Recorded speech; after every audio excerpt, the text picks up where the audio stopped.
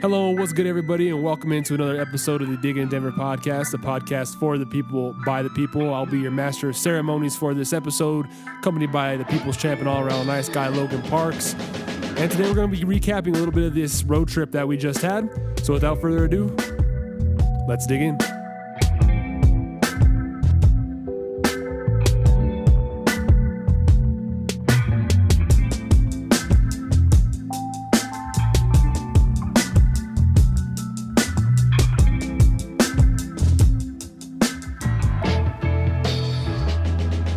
So, Mr. Parks, this was a very interesting road trip for the Nuggets, where they went 2-2. Easily could have went 3-1 or even 4-0, but that was not the case, as there was some struggles during a lot of these games. Even in some of the good games, there was some areas of concern, and we'll get into that here in just a second. Just for a recap, the Nuggets lost to the Charlotte Hornets starting off on the first leg of this road trip, 93-110. They went and played Atlanta 2 days later and got a win there against Paul Millsap's old team. It was good to see them get that W in a necessary win, it felt like, and even Paul Millsap said so, just to get this team back on track, 105-100. 2 days later, they played the Brooklyn Nets, and they won 124-110. There are some very interesting things in that game, some things that we're going to talk about and dive into there. And then the very next night on a back-to-back, they played the New York Knicks and lost 110-116, which could have been much, much, much worse.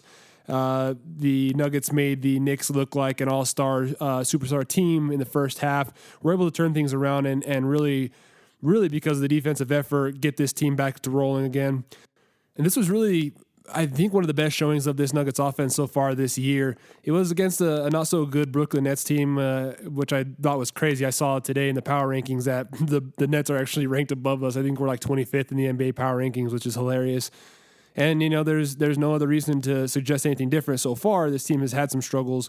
But with the Nets game, the Nuggets actually looked really good. They were able to get 124 points. They shot 50% from the field, 55% from the three-point, which actually led the NBA that night. They had 23 assists. They were plus 13 in the plus-minus category. They had 117.3 offensive rating and a 3.83 assist-to-turnover ratio, which I thought was fantastic. The ball was moving. Everybody was getting their scoring in. And there was times in this game where it really looked like the Nuggets of old of last year. When you really look at it, there's a lot of even scoring as well. We had Wilson Chandler with 18 points, Gary Harris 14, Nikola Jokic 21, Paul Millsap 13, and the team led by Jamal Murray got super hot with 26 points.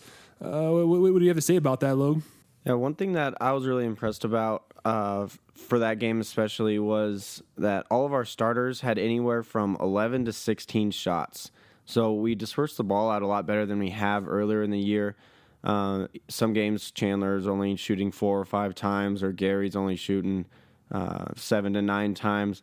But this time around, it was a little bit more dispersed, and nobody took too many shots, I thought. Everyone just kind of played to their own game, and the ball was moving around awesome, and that's why that assist-to-turnover ratio was so high at 3.83, like you were talking about earlier.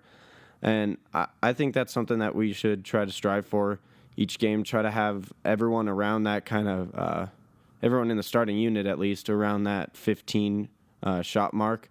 One thing that I was kind of surprised on, in that game, we only had 8 players play consistent minutes instead of the original 9, because Kenneth didn't play that game. I'm not saying that was the reason why we won, but I think it was a little bit better to have a little bit more minutes for everybody that comes in and plays, so they can get in a little bit more of a rhythm. I thought the offense was a lot more effective that night. Why do you think that was, Derek?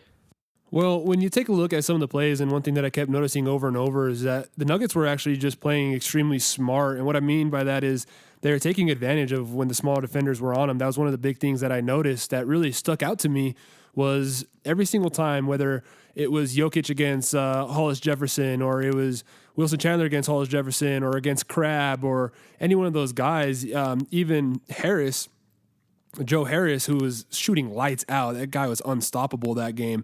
Everyone just did an extremely good job of realizing mismatches, understanding them, and really just taking it to them. And I thought that was a fantastic way to kind of get the offense in rhythm and motion and get easy buckets whenever we had it, as opposed to the team that can sometimes be a little bit pass happy to look for shots and to get their guys open, which I love to death. But I just thought everyone was taking good shots. They weren't overpassing the ball, and they were really, really being smart about their matchups whenever they had a disadvantage on them. Another thing that stood out to me, which was absolutely ridiculous, was Harris's cutting. He looked like the last year Gary Harris, where he was cutting. Nikola found him on a couple of those awesome lead passes. I believe Paul Millsap nutmegged somebody, went through the legs, and Gary had once again a really nice flush on that one. So Gary Harris was doing a fantastic job that game of getting into the cuts. The guys were looking at finding him, and a lot of people were in motion. The offense was really moving, and it was clicking. It looked really good. It was nice to see that this offense still has that potential that all the Nuggets diehards have continued to see this year, but Nuggets just haven't so far until this game really showed it. So I thought those were really positive about that. Another thing that I really, really liked about it, Logue, was Wilson was able to find his rhythm.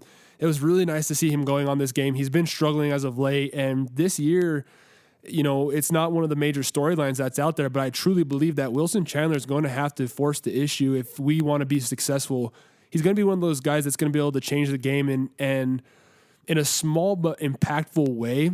He's not Nikola Jokic or Paul Millsap or Jamal Murray, who have a lot of starlight on him or on the limelight of this season's storyline, but I really think he's going to make a huge difference for us. He was really efficient. He shot 7-11 from the field. He was 2 for 3 from the 3-point. That was really nice to see. Yeah, definitely. I think if we can get Wilson Chandler back to where he was at the beginning of last year, where he was our best player, I think, at the very beginning part of the year, he was really attacking the rim well and shooting a really good percentage. I think the best thing for him, for us in this season, is for him to just attack the rim. If he has a kick-out three, I'd like him to take that, but I don't want him to force too many threes this year. You'll get your own good shots in this offense, but once he gets that ball, if he can kind of attack the rim just like he did early last year and start scoring a little bit more efficiently when he's down there, he's going to be a really good asset for this team, and I think that it's going to make our starting five even harder to guard because early on in this season, he has not been able to take advantage besides this Brooklyn game. Yeah, and that's actually something that's been happening this year in general. Is there's been a lot of outside shooting and not as much focus on interior scoring as there was last year. When you look at some more advanced analytics and stuff, it's showing that the Nuggets in 2016-17 were taking a ton of their shots within anywhere from 7 to 12, 15 feet. And that's really changed up this year is where we're settling out for a lot of outside three-point shooting shots. And a lot of my teams, for some reason, seem to be like this. I know we were super hot in the preseason, but since then, we really haven't been able to show until that Brooklyn game a super, super effective or efficient three-point shooting team. It's live by the three, die by the three, where there's a couple games, I believe it was against Utah, where I told you it looked like the Nuggets of last year in some of their struggles, not in a positive light, but in a negative light, where the ball got stagnant. It stopped doing the team free-flowing offense, and it really turned into a one-on-one contest with pretty much every single person that was out there.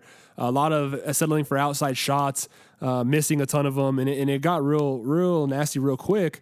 And I can't stand the live by the three, die by the three type mentality. Yeah, it's great when you're hitting and everyone's hot. Yeah, you're going to blow by teams and you're going to look fantastic and everybody's amped up. But when you rely primarily on the three or outside shots, those are statistically lower percentage shots than any time you're with inside the arc, especially inside the paint, which we were doing fantastic on last year with lots of cuts and getting to the basket and getting lots of points in the paint. So I think that needs to be a whole emphasis on the team. I think you're right, especially with Wilson. He needs to attack. He's a strong body. He's going to have a lot of decent mismatches during this season. And then when he's open, then hit those threes, but don't let it become a focal part of your game. And I think that along with this entire offense, or just like this entire offense, Wilson has really seen a lot of not negative effects, but has also seen some effect from the new pairing with Nikola and Millsap, where his role isn't as clearly as defined. Yes, he's a starter, but there's still some hesitation on what exactly he's supposed to be doing. The whole team kind of looks like this, out of sorts, right? So it's definitely an interesting topic, nonetheless. And it was good to see Murray get going too. Murray's been another one of our quote unquote shooters who has just not been doing very well this year so far. He's been having rough scoring nights, going real inefficient, 3 for 8, 4 for 12. It's just not very good shooting on his end, but he was able to pull together a cool 26 points. He led the team. He was 8 for 14 from the field. He was 2 for 3 from the three, and he was 8 for 8 from the free throw line, which I thought was really clutch. Only had one turnover. He was a positive 32 in this game, so he played fantastic. Another one of our favorites, Logan, was Emmanuel Mudiay, who put together a really strong shooting performance and who really has been ever since then shooting pretty decent. Both our guards have really stepped up their play, and I don't know if it's something that there's just finally clicking. It's kind of interesting to see that once one of them gets going, they kind of both start going. I don't know if that's a competition thing where they're like, hey, this guy's pulling away, I need to go ahead and step it up, or if that's just synergy that's clicking and they're just feeding off each other to being good teammates. I don't know what it is, but Emmanuel Mudiay in 19 minutes got 15 points. He had five assists, 3 rebounds, shot 6 for 12 from the field, 2 for 3 from the three. It was really good. He did have 2 turnovers, and he ended with a negative 23. But even with his plus negative being a minus, I thought he did a fantastic job that game, and it was really nice to see his shooting get going. Although that's not going to be primarily one of his strong points.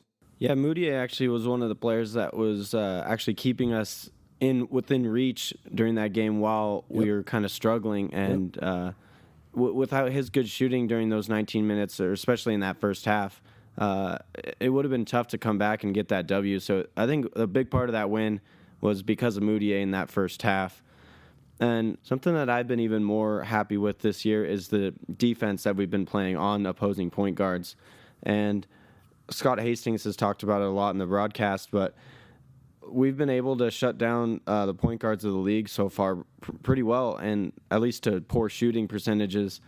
John Wall scored a good amount of points, but his shooting percentage was not good against us. And in this point guard heavy league, that'd be awesome if we can keep doing that all year. If Jamal and Mudiay can continue to play well on the defensive side of the ball, we're going to be a lot tougher to beat if a lot of these teams rely heavily on their point guards like they do. So, like in this game, we held Russell to only 12 points on 3 of 12 shooting from the field, and he's been averaging, I think, 23 points a game, and holding him only to 12 points is really good, and that's, I think, one of the main reasons why we won this game. Yeah, to your point, John Wall in the game against Washington was just a few games ago. He was 3 for 13 from the field.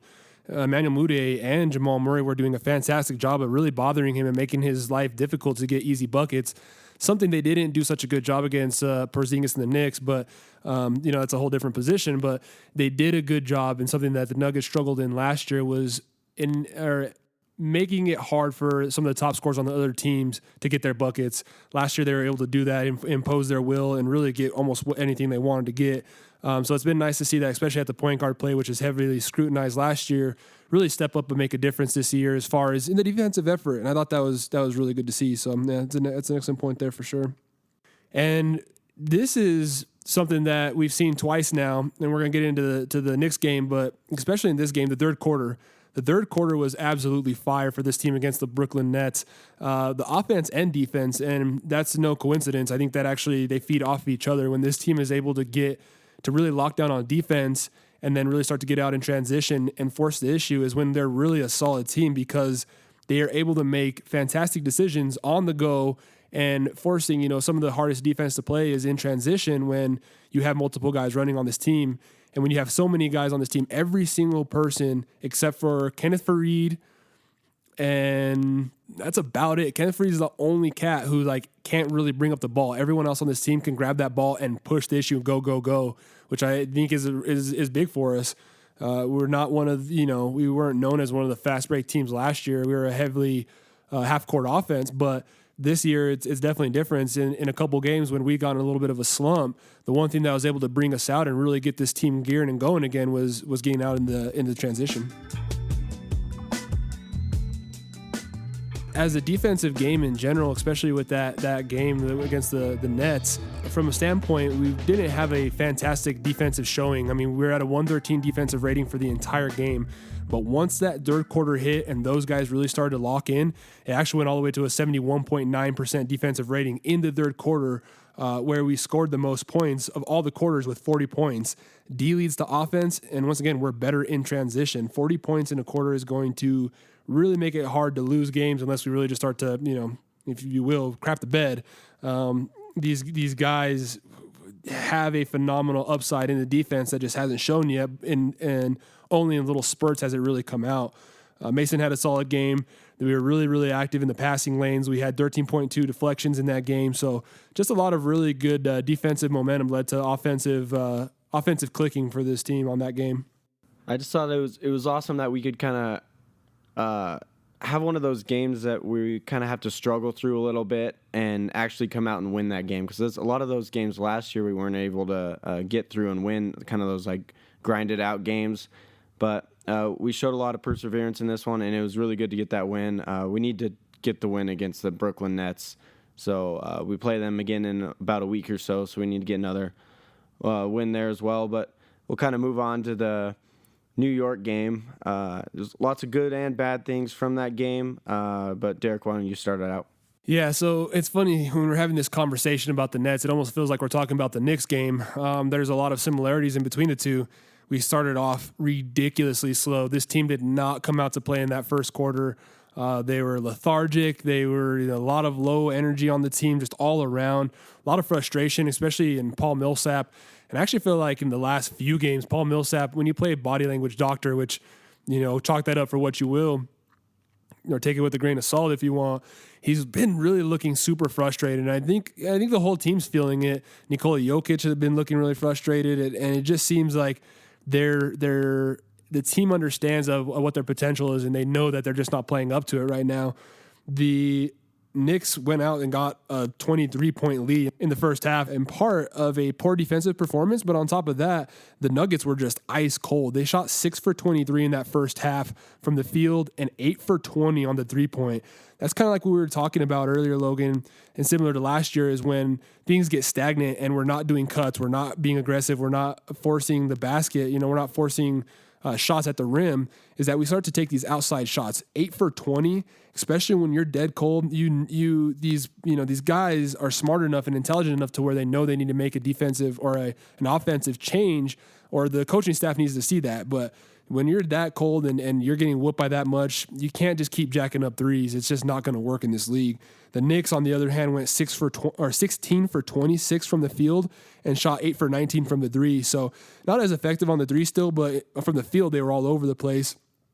Really led by the offensive juggernaut that is Kristaps Porzingis.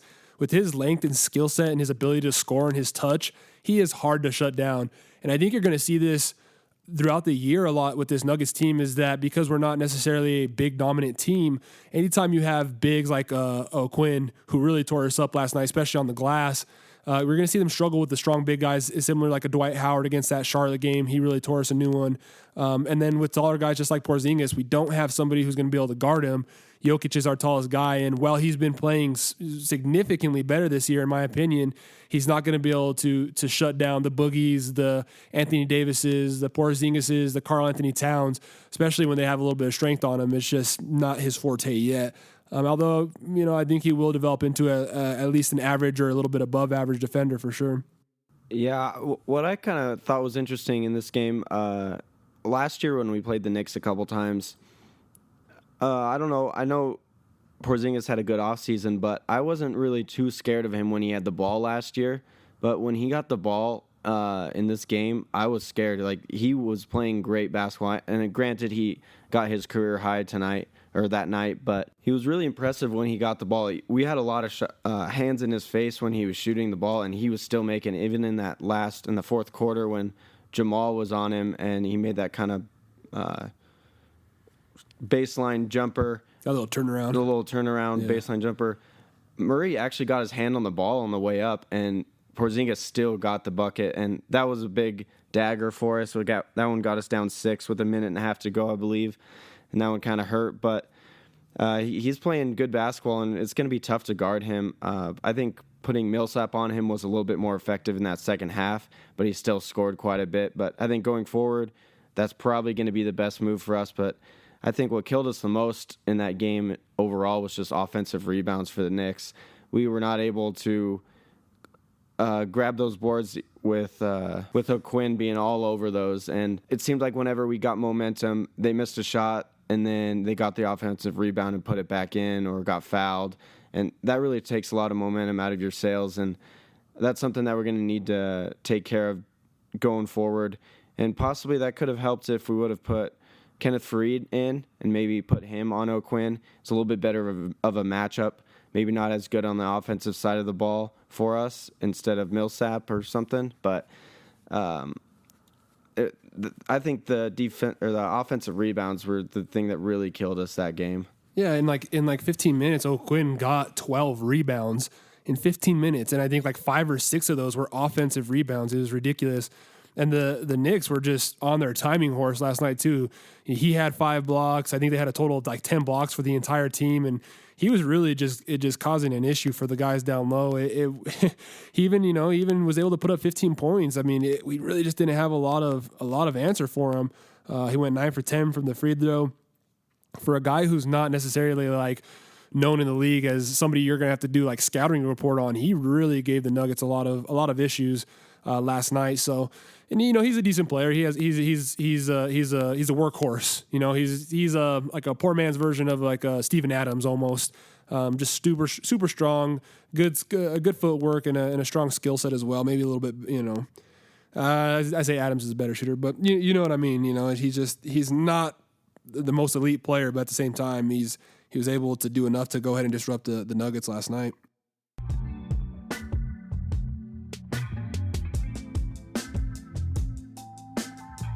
Yeah, so I know we've been talking about the negatives for the Nuggets and the good things for the Knicks so far, but let's talk about that third quarter for the Nuggets at around that 9 or 10 minute mark. Once we decided to play some defense, specifically Harris, I think. And it was really cool for me to see that because Harris has always been one of my favorite players. Even in that rookie season that he struggled in, I really wanted to see him play good basketball, and I've always been a huge fan of his. To be honest, he's actually my password to get into my phone. You have to type in Harris. So right. I really like the kid, and I thought it was really good. I didn't really like him. He proved me wrong. Yeah, definitely. He's shown that he is a legitimate basketball player in this league, and agreed.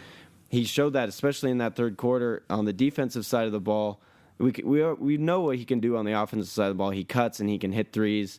He's not too great on one-on-one at this point in his career, but that's something he can definitely work on moving forward. But he really showed a lot of energy on the defensive side of the ball, and he got a couple steals or poked it away, and he ignited our entire defense. Everyone wanted to play hard because he was playing hard. It's very contagious, and I know that's probably not sustainable for 82 games all year playing that sort of defense, but I'd like to see that at a little bit more consistent level, at least working harder. We won't be able to get that many turnovers and that many steals that quickly, but if we can just put a little bit more effort into the defensive side of the ball, we can see what happens. We go on a 27-2 run. That's amazing. I remember at halftime, I was talking to my dad. We watched the game together, and I said, all right, well, if we can just get within single digits by the fourth quarter. We had the lead with 3 minutes left in the third quarter. That's crazy. In 6 minutes, we went on a 27-2 run. That just shows how the defensive side of the ball can affect the offensive side of the ball as well. Everyone was hitting their shots. Everyone had confidence. The bench was going crazy. It was a lot of fun to watch. That was the type of basketball that we've been waiting to see in Denver this season so far. Yeah, it was right at that 9 minutes. It was like 9 minutes and 30 seconds. It was somewhere right around there where Harris and Murray, both of them went absolutely haywire.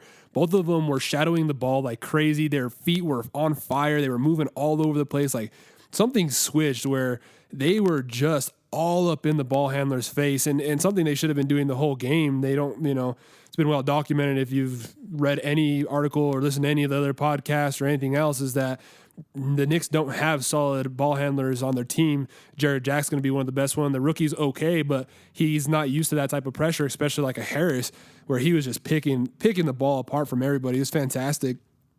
Murray, like I said, Murray and Harris went haywire. They're shadowing that ball. And then the D really looked to buy. The whole team D really looked to buy into the full effort. Nikola Jokic was flying all over. On that same possession, he flew out to cover Jarrett Jack and forced a turnover. Jarrett Jack stepped out of bounds. A couple possessions later, Harris played a passing lane, got the breakaway steal, and flushed it on the other end. And then in the next possession, after that timeout, Harris hounded absolutely hounded Hardaway Jr. when kept backing him up, and then he got an over and back, and he was shadowing the ball. He was poking at it, almost knocked it away, and caused that turnover. It doesn't necessarily go on a steal for Harris, but that's definitely Harris's. He gets that all day long.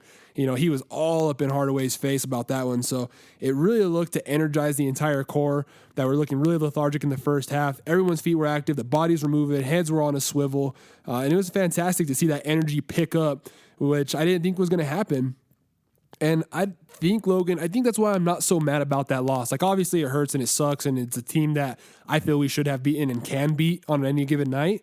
But I'm not as mad because this team, Mason Plumlee at the beginning of the year had a fantastic quote, and he said, I believe it was Allie Sturm that might have asked him, and she said, "What's the identity of this team?" I believe it was Allie. It could have been someone else. Somebody asked Mason, and they said, "What's the identity of this team?" And he said, "We don't know yet. We don't know what the identity of this team yet. You find your identity as a team when you go through adversity, and how that team decides to respond to adversity is what really starts to begin to gel and mesh this team. That's when you start to realize what this team's about." And last night, they showed that they weren't going to back down, that they weren't just going to roll over because Kristaps Porzingis was tearing them a new one and Kyle O'Hare could not be contained on the offensive glass. No, they came out, they got after it, they dug in on the defensive end, which is one of the hardest things to do, especially in this day and age of basketball where everything's just about shooting the three and breaking ankles and no-look passes and all the flashy crap that I dislike about the game nowadays. They really went back to the fundamentals and the basics, which is always the most important part of this game, and really bought into the defensive end, and that ignited the entire offense. So to see that come full force into fruition, I thought was fantastic. That got me really excited about this team, and I think that's going to be big for them going down the future. Like, look, we have this talent. We know what we can be. We know what we can do against a team that's red hot. The Knicks may not be the best team in the league, but they were playing extremely well as a whole team last night. And who would have thought 4 years ago that Gary would actually put his team on his own back and carry us through adversity and bring us back from a 23-point deficit? That's something that we probably would never have expected from him, and we really got lucky with him. And it's kind of funny. We actually played against Doug McDermott, who we actually traded for Gary Harris and Nurkic, and they were talking about how McDermott has kind of struggled through his career so far. A lot of people were a little bit upset that we traded him, but obviously I think we've decided that that's a good trade for us. I think Harris alone is better than McDermott, and with what we got from Nurkic as well and Plumlee, it was definitely a good move by our front office. Yeah, he really did ignite it. He has the potential and the ability from what we hear from Tim and some of the front office guy that he really has the opportunity to be a leader of this team that can do that, not only with his defensive effort, but with his offensive effort well, and his effective in shooting the three, that he can put this team on his shoulders when need be and carry us and take us into another level when we may be bogged down. The Nuggets outscored the Knicks 38-19 in that quarter. It was fantastic. They forced 12 turnovers, Logan, in the third. In the third alone, the whole team got active. I really, really liked, that new defensive scheme that we talked about and that people everywhere have been mentioning has been forcing the bigs to be more aggressive, especially Nikola on hedges and stuff like that. And I feel, though, even when he's being aggressive, there's sometimes where, like, he's not jumping the hedge. He's more just, like, kind of showing because that's part of the defensive scheme. But once they really turned on, like, he was up in the face of those hedges. Like, it wasn't just like I'm going to show and be, quote-unquote, aggressive. He was right there to stop them. And one thing I think that in the previous games, when he's just kind of doing it because it's part of the offensive or the defensive scheme and not really to be aggressive, and he's just kind of showing out there, it allows the point guard to pass out into like a pick and pop situation for the big or roll into the basket. And it happened a couple times last night too, still with Porzingis. He was just on fire, but he was super aggressive in those hedges where he was just all up in the defenders' faces on those switches. That makes that guard pick it up. When you see a 7-1 frame at you with your arms flailing and he's right there on you, you're not going to have a lot of opportunity to swing the ball through. And I thought that was a big turning point for us too. Yeah, I think that Jokic has done an amazing job in those hedges. I mean, some games he's not as aggressive as others, but I think one of his biggest steps as a defensive player so far this year that he's taken, I think from Paul Millsap, is when someone comes into the lane, you just jump up, straight up in the air. Don't try to block the shot, just contest it. A lot of the players in the league now just try to go in and draw fouls, and that's what Jokic was doing last year. He would try to come down for the ball, and he'd miss it and hit the arm and get the foul. But he hasn't gotten into foul trouble this year, and I think it's because once guards or guys come into him, he goes straight up. And if they're trying to draw the foul, the refs can't call that because he's going exactly straight up, just like Paul Millsap has done all year, probably his whole career.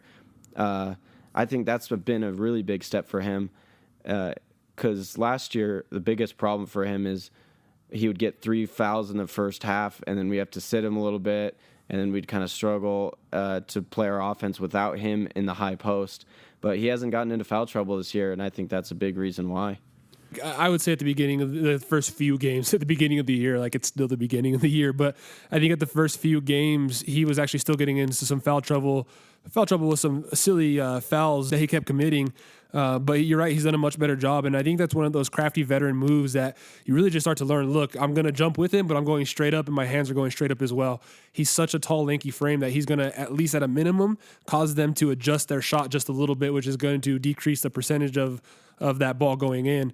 And that's really nice. I think that's a big thing that Nicola's picked up off of him is the ability to little things like that. But overall, in the game, although it was a poor first half, it was an exciting game. I was in full live mode. I was in full daddy, you're being too loud mode. I'm clapping, I'm yelling, and my wife and my daughter look at me like, this guy's going crazy. Just because it was a really exciting game, and I'm really, really happy to see that this Nuggets team seemingly does possess a fighter spirit on a back-to-back game and on a third game in 4 days on the road. Lots of excuses that could have been made. They were able to persevere past that and really come show this league and prove what Mile High basketball is all about. So I thought that was fantastic with that game. So even though we allowed 11 offensive rebounds for the Knicks, we actually grabbed 13 offensive ones for ourselves. So I think that was big, at least trying to take out some of the difference of that offensive rebounding for them with offensive rebounding for ourselves. I don't think we scored as much or were quite as effective off of those offensive rebounds as they were. It just seemed like they kind of hurt us a little bit more on that side, on the offensive glass. But overall, they had 49 rebounds, and we only had 36. So a lot of the games last year, we were one of the top rebounding teams in the league. We got to get back to where that was. This is a team that's not that's near the top of the league in rebounding so far in this short season. But even Porzingis isn't a great rebounder. We just got to get O'Quinn off the glass. I think Porzingis only had 7 or 8 rebounds. He's not somebody that you really have to worry too much about. You just got to keep him away and allow him to go over the back because he's 7'3". You just got to get him out of the paint and then try to contain O'Quinn a little bit better than we were able to. Yeah, so overall some rough sprees, overall some good things, but it's just good to see. There's definitely some positive takeaways from that game. And so the Nuggets went 2-2 on this road trip. Like I was saying, maybe not as good as we could have hoped, but with the struggles that we've been having when you're going on a road game, I don't know if you ever really expect for the team to really click in gear and go on an absolute tear on a road trip when we've been showing struggles at home. The good thing is that we're actually starting, I believe, a 6-game home streak. Is that right?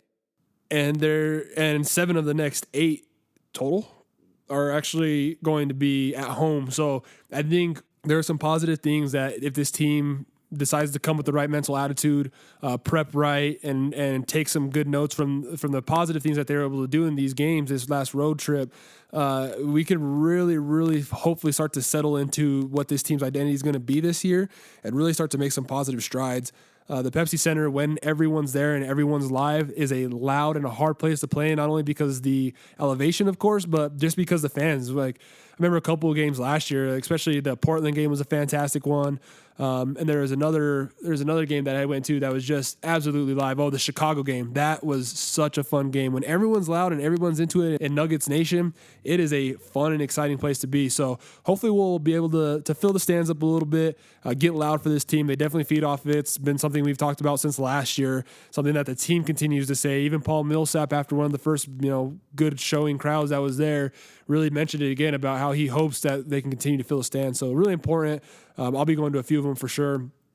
and trying to get live over there. And so tomorrow night we'll start the first home game against the Toronto Raptors, who are still going to be a decent team, 4-2 on the season. They've been playing pretty good. That's going to be a really good test against a really tough backcourt as well. And Lowry and DeRozan, especially Lowry on the defensive end, to see what kind of issues he can cause for the two young point guards. What do you see being some of the strengths or some of the strategies that we need to take advantage of, Logan, to get this W against the Toronto Raptors? Yeah, I think if our 2 point guards like that we were talking about earlier can continue a strong defensive presence, they're going to have struggle to beat us if Lowry can't put up good numbers. So I think if we can contain him to below 35% shooting, we're going to be tough to beat, especially at home. Only our 3rd home game of the year, so hopefully we got some fans eager to go to those games. I know I'll be going to that Toronto game on Wednesday, so it should be fun, and it'll be my 2nd game of the year so far, but I'm really excited to see how we're going to play on the offensive side of the ball, because we've been a little bit back and forth so far this season, so hopefully we can develop a little bit more consistency on that end.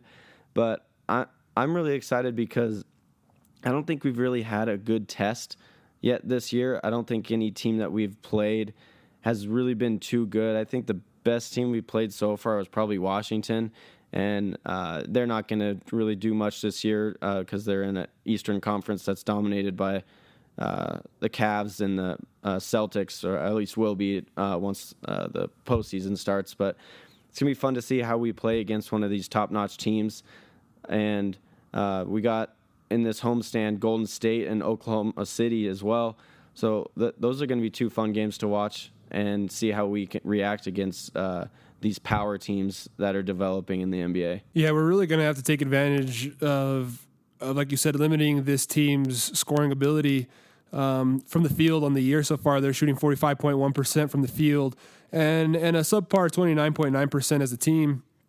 So they're not the offensive juggernauts that some of these teams are in the NBA. They're only averaging 109 points right now. So it's going to be interesting to see, like you said.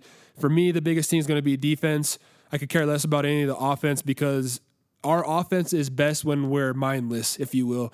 That's what I mean, is that we're not thinking about it. We're not overanalyzing. We're not doing too much. We're really just letting it flow because this team has so much natural gifted talent that they're best when they're not thinking and they're just playing the game. I believe that's what happened with the Golden State game. Is they were just playing ball. They're out there, they're balling, they're having fun, and they're working their tails off. And so I think that's going to be the biggest thing for me from now on this year. I'm going to be really dissecting every game. On the defensive end, I think we'll probably start a new segment where we really just dive into every game that we have defensively until this team can prove consistent that they're willing to show up and cause havoc for these teams. We already know their scoring is legit. So far, I believe we're ranked 17th in defense, which is actually really good. I think a lot of people were saying if we could be 15th, we're going to be a phenomenal team, and we're already pretty close. And it's encouraging to see that with all the struggles that we're having, we're 17th. We were 3rd from the bottom last year in the defensive end. So we've made some turnaround on some things. We just need to build upon those and continue to mesh and mold. It's going to take time.